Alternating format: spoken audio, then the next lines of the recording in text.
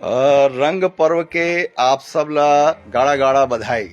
आज धमनी गांव में हमर धमनी के लोक गायक भागवत सप्रे जी हारमोनियम में बैठे हैं और एकर सुर से आप ला आज के ब्रज के होली यानी ब्रज के फाग के गीत सुनाई। हमर बीच में आज सौभाग्य के बात है कि हमर चकरभटा के फेमस बरसाती टेलर ये तबला में हैं और तबला के ताल में आप ला शानदार ब्रज के भजन के साथ में आप ला अपन संग लेके चलही। ये बरातू है, ये कागे थेला झुमका में है और ये रमेशर यादव है और इकर मित्र मनावत है।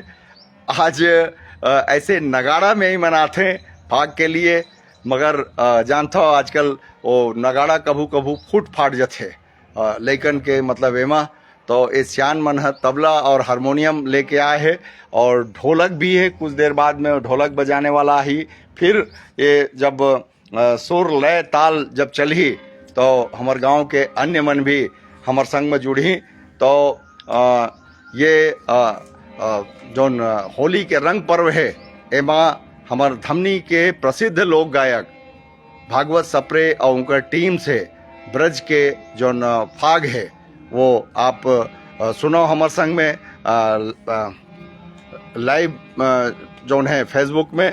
और मोरली ये सौभाग्य के बात है कि हमर जोन ये परंपरा है हमार धमनी गांव के मन लगातार एला परंपरा ला चलावत हैं और उल्लास के साथ में सुख शांति समृद्धि के कामना के साथ हमन ये होली के पर्व मनाथन।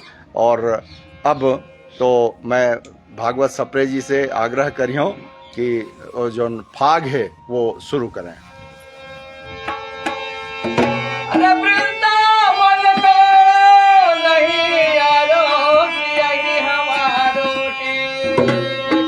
यही हमारा टेके टेके कहेगा मोर भैया यही हमारो अब भूतल भार उतार के किधर हारो पर चल ब्रिज में दे बुलौआ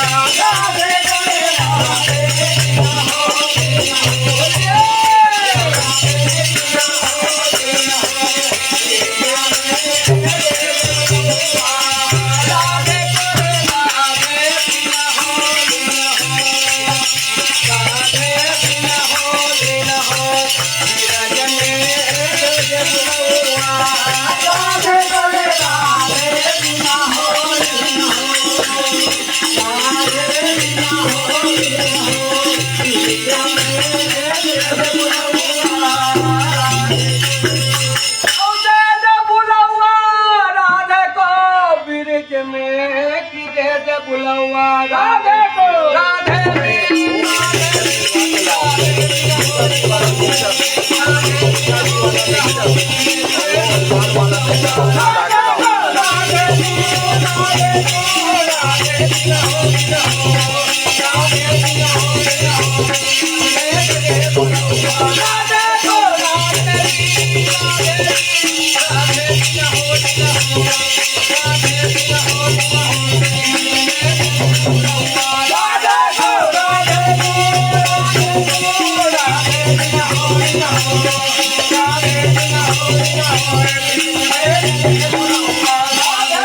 अरे